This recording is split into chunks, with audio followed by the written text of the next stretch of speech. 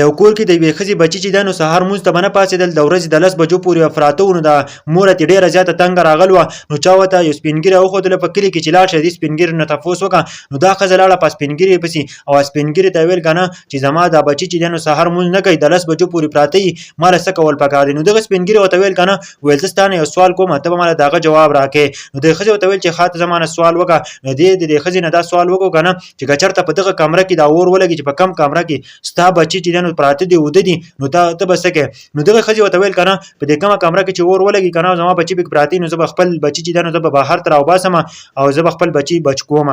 دغه اور نه نو دغه سپین ږیري ورته ویل که نه بیا یې سوال وکړو وایي که چېرته دا اور ډېر زیات شي نو ته به بیا څه کوې نو دغه ښځې ورته ویل که نه که دا اور ډېر زیات شي نو زه به د خپل بچي د سټ نه ونیسم او زه به په یو څه ګزارۍ هم وکړم که نه او زه به یې دغې کوټې نه راوباسم او اور دې بیا ځانه بلیږي نو دغه سپین ږیري ورته په دغه ټیم کې دا خبره وکړه په دې ویډیو کې زموږ دپاره ښکلی عبرت دی د ټولو مسلمانانو سره ضرور شیر کړئ ملګرو دغه سپین ږیري ورته ویل که نه ویل ته د لږ اور دپاره چې دی نو خپل بچي بچ کوې او د هغه اور نه چې دی نو خپل بچي نه بچ کوې چې هغه اور چې دی نو هغه کمر هم سیزي هر څیز سیزي دغه اور نه ته خپل بچي نه بچ کوې ته خپل بچي له صحیح تربیت ورکړی وې نو دا بچی به چې دی نو اوس ستا په یو اواز باندې به راپاڅېدلی او عادي به مونځ کولی ځکه چې بچی چې د سهار نه واله د 10 بجو پورې پروت وي که نه سهار نه پاسي د شپې تا تر اوسه پورې د بچي نه تپوس کړی چې ته د شپې چېرته ګرځې ته د شپې چېرته ځې ته په کوم ځای کې ګرځې ځکه چې د شپې 11 او 12 او 1 بجې پورې سړی ایښي د هغه نه پس چې دی نو اوده شي نو دا به سهار څنګه پاسي بچي صحیح تربیت وکړئ د خپل بچي تپوس کوئ د ماسختن نه چې ستا بچی سملاست که څه نه ملاستو د هغه نه پس چې دی نو په خپله سملی نو مور پلار له پکار چې د خپل بچي صحیح تربیت وکړي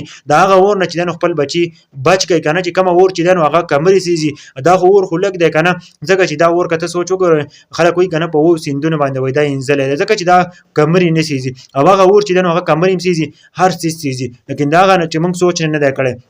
زمونږ بچي چې دی نو که د 10 بجو پورې پراته نو خیر دی که زمونږ بچی پیسې ګټي دا ټیک ده او که چېرته د 10 بجو پورې پروت وي مونځ نه کوي که نه موږ وایي ځه وایي دی خپل عمل دی ځان او په خپله ورسره راکاږي که نه او زمونږ نوجوانان هم نن سبا دا وایي الله دې موږ معاف کړي که نه ځکه وایي چې په هغه دنیا به اوسه ګورو استغفر الله په هغه دنیا ته هم څه نشي کولی نه په دې دنیا څه کولی شي که نه ځکه چې په دې دنیا ته عبادت نشي کولی الله پاک تعالی چې دی نو موقع درکړې ده چې ته عبادت وکړه که نه ته چې دی نو هر څه آزاد دي ته هر ځای ته تللی شي هر څه کولی شي او بلکې په هغه دنیا کې ستا هېڅ هم نشي کولی ځکه چې زموږ نوجوانان خو د 10 بجو پورې د خیر څه پراته او مور او پلار داسې وایي که نه چې کومه یو بچی پیسې ګټي هغه خوښ وي او کومه چې مونځ کوي که نه نو دا هسې وزګار شوی دی نن سبا په معاشره کې دا خبرې ډېرې زیاتې چلیږي